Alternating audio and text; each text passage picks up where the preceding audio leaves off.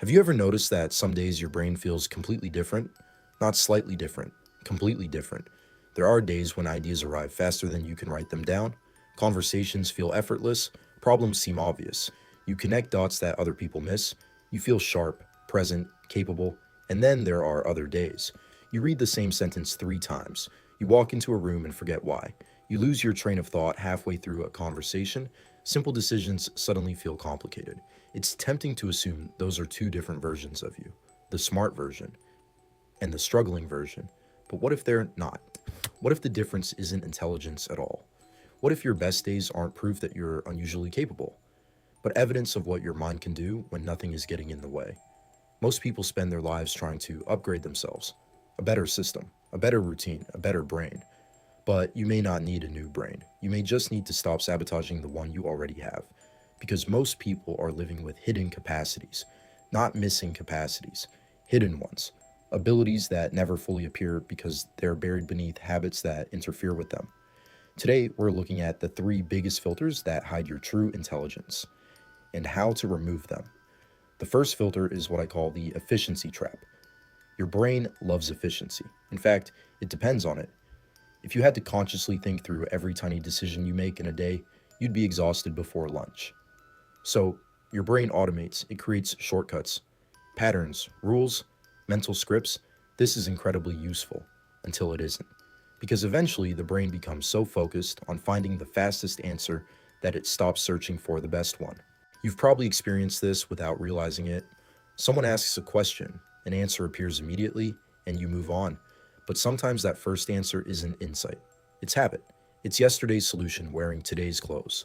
The hidden capacity underneath this filter is your ability to see something new, to recognize possibilities that don't fit existing patterns, to find solutions that aren't obvious. The problem is that creativity requires the brain to stay with uncertainty a little longer, and uncertainty feels inefficient, so most people escape it. They rush toward the first answer that feels acceptable, which is why one of the simplest cognitive upgrades is also one of the most uncomfortable. Pause. 5 seconds. That's it. When someone asks a question, pause when you encounter a problem. Pause when you feel certain. Pause because that tiny gap forces the brain out of autopilot. It creates space for a second thought, and sometimes the second thought is where the real intelligence lives. The second filter is noise, and most people underestimate how much damage it does. Imagine trying to read a book while someone taps your shoulder every 30 seconds. You could still read, but not well. Your attention would never fully settle. That's how many people live now. Messages, notifications, emails, videos, tabs, alerts, constant interruptions. What's interesting is that your brain doesn't instantly let go when you switch tasks. Researchers call this attention residue. Part of your mind stays attached to whatever you were doing before, which means when you check a notification, part of your attention remains there, even after you've moved on. Now, multiply that by dozens of interruptions every day. The result isn't better productivity, it's fragmented thinking. We call it multitasking, but that's not really what's happening. You're not multiplying your attention, you're dividing it. Imagine your focus as a flashlight. When it's aimed at one thing, it's powerful, bright, clear. But when that same beam is split into 10 different directions, every light becomes weaker. That's what context switching does. It spreads your intelligence across so many places that none of it can operate at full strength. And hidden underneath all that noise is one of the most powerful mental states a person can experience: flow.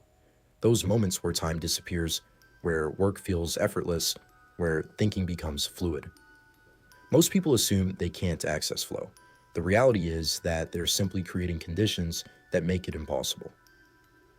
The third filter is one we've talked about before, the performance trap. This one is subtle because it feels productive.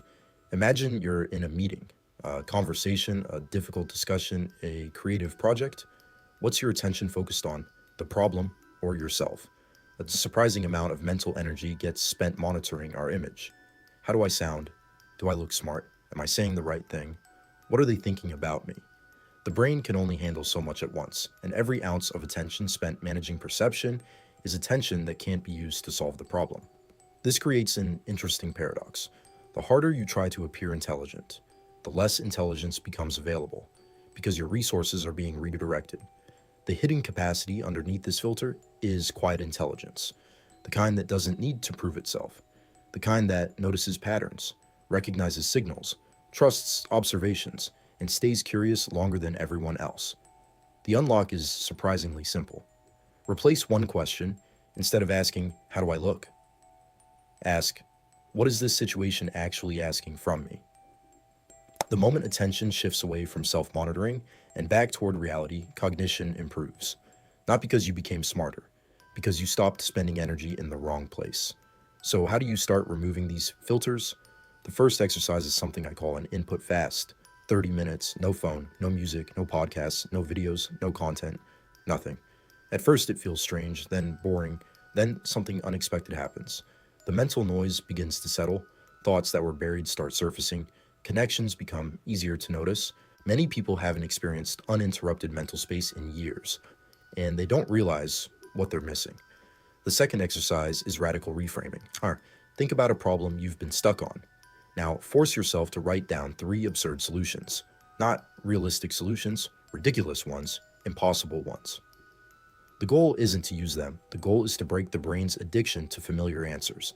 Because once the mind stops chasing efficiency for a moment, creativity has room to breathe, and hidden capacities start revealing themselves.